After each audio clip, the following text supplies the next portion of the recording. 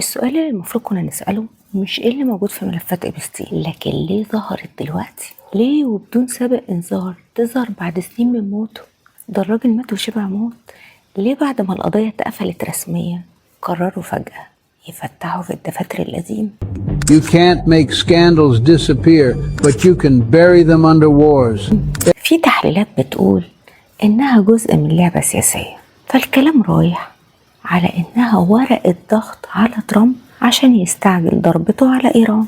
أصل بالرغم إن ترامب اتذكر اسمه في الوثائق دي فوق 1500 مرة، ده غير صوره مع إبستين إلا إن كل اللي اتنشر ما كانش فيه دليل إدانة على تورط ترامب في أي جريمة من جرائم إبستين. Epstein dominated every headline all week. Now everyone's watching explosions. Nobody's talking about Clinton or Gates anymore. But here's the suspicious part. وإلا كان هيكون أول واحد يتحاكم، مش يفضل في مكانه يحكم ويتحكم.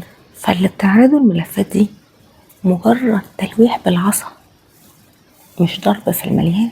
وخلينا نبقى فاهمين إن التسريبات دي ما تمتش بطريقة عشوائية، دي كانت نتيجة لقانون اتوافق عليه في أمريكا في آخر 2025 اسمه إبستين فايلز ترانسبيرنسي أكت.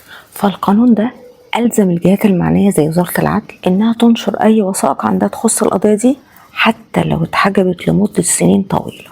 يعني نشر الملفات دي كان قانوني بعد قانون الشفافية ده. بس في نفس الوقت الوثائق والملفات اللي ما سابتش حد في الكوكب القاسي والداني من مشرق الأرض لمغربها إلا وجابت سيرته وغلطت اسمه مع إبستين.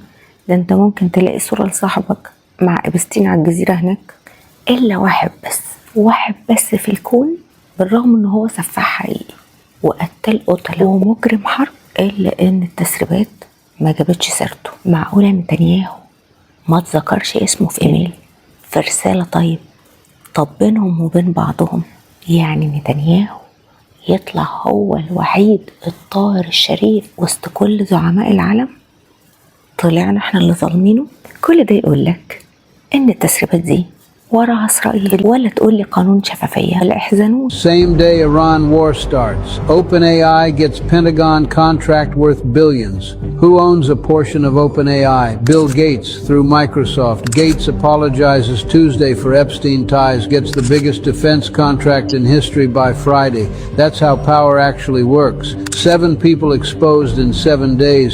2 wars started in 2 days. وخلونا نفتكر مع بعض إن الحكومة العالمية أو الماسونية سميها اللي تسميه عمرها ما استقرت في مكان واحد عبر السنين، فمن روما لبريطانيا ومن بريطانيا لأمريكا. فهل يا ترى داخل على انتقال جديد هتعزل تاني إن شاء الله؟ خاصة إن في عهد نيكسون سنة 71 ميزان العالم الاقتصادي اتشقلب حاجة، وده بالظبط اللي بيحصل دلوقتي. فنفس النظام اللي شقلبوا العالم عشان دلوقتي بيصفروه.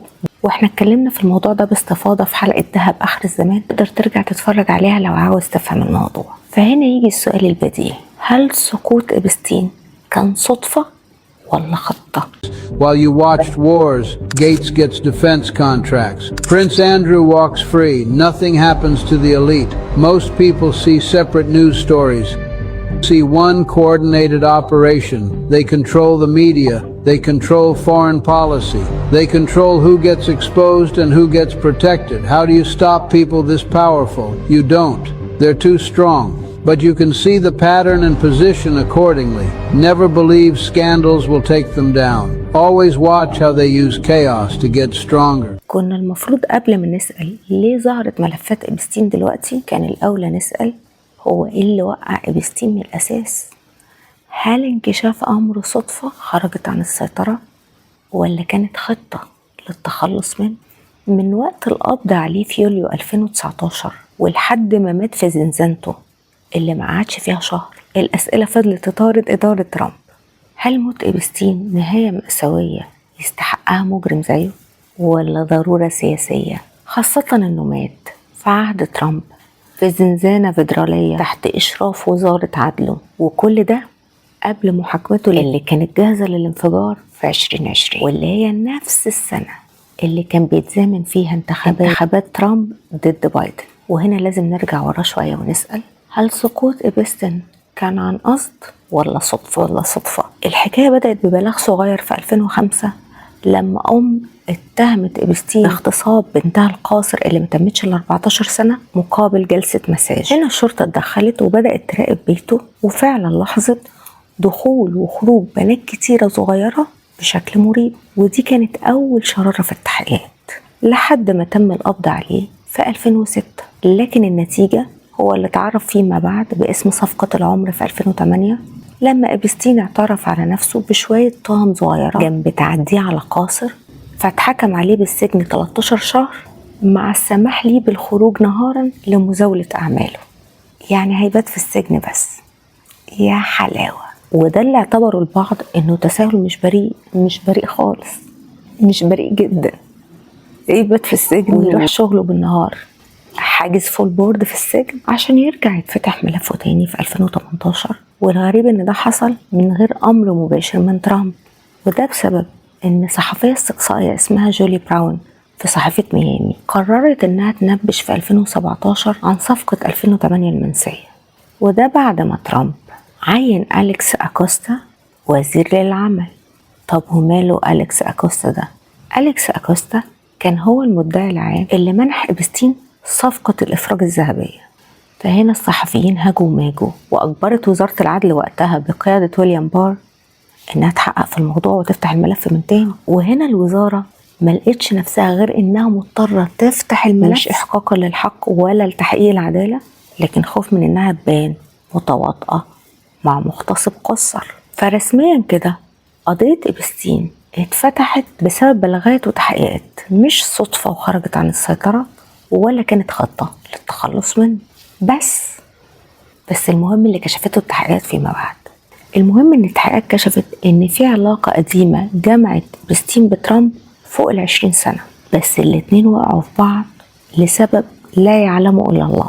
وترامب قال في التحقيقات انه طرده في 2004 من النادي بتاعه، ولحد وفاته فضلوا متخاصمين، يعني تقريبا فوق 15 سنة. ده العشر ما تهونش الا على ولاد الحرام بعد 20 سنة صحوبية. وكمان إبستين وصف ترامب بالجنون والغباء، بس هو كده ما غلطش، ده قال الحقيقة. عشان إبستين يلاقي نفسه بعد وصول ترامب للحكم في 2019 انه محبوس في زنزانة تحت حكم اللي وصفه بالجنون والغباء. اشرب بقى. وده لما اتفتحت تهم جديدة ليه بالإتجار للجنس للقاصرات في نيويورك وفلوريدا ما بين عام 2002 و2005. والوثائق اللي شغلة الناس دلوقتي بإيه فيها ومين فيها، اتقال محامين الدفاع بتوع إبستين وصلوا لاتفاق قبل وفاته بأسبوعين إن هو يقدم للسلطات معلومات مهمة في مقابل تخفيف الحكم عليه. بس يا سبحان الله ما استحملش روحه من الفرحة فانتحر. ولو جينا بصينا على الوثائق اللي اتذكر فيها ترامب فوق 1500 مرة، هنلاقي ان تم اختيارها بعناية مش عشوائي، فكلها وثائق باهتة ما فيهاش اي دليل إدانة الا لو مجرد معرفة إبستين تهمة يعاقب عليها القانون. فاللي اتنشر من باب رطرطة المعلومات اللي مش مهمة عشان نداري الأهم، خطة الإلهاء اللي بقى حافظها كل الشعوب. فلو فعلا كان في خصام حاد بين ترامب وإبستين كان عنده الماضي القذر لترامب، فيبقى منطقي يتهموا ترامب فيه. وهنا يجي السؤال، لو المستفيد الأول من موت إبستين ترامب، فهل يا ترى نشر الوثائق وملفات القضية بتاعته قادرة تلهي العالم وتغطي على فشل إدارة ترامب؟ يعني هو يبقى المستفيد الأول من موته ومن فضايحه، ولا آن الأوان إن يتنحى هذا العجوز جانبا؟ وأنا هنا مش قصدي ترامب بس، أنا قصدي أمريكا كلها، دولة اللي حجم اقتصادها حوالي 26 تريليون دولار، بس في نفس الوقت عليها ديون بفوق ل 32 تريليون. فهل جه وقت إنها تقعد على جنب ويجي شاب وسيم كده يحكم العالم؟ فيا ترى لو ده حصل الإمبراطورية الجاية هتكون من نصيب مين؟ الدب الروسي ولا التنين الصيني ولا مين؟ يا ريت تقولوا لي رأيكم في التعليقات. استنوني في ملف جديد وباب تاني نفتحه سوا في باب الحقيقة مع ريهام. سلام.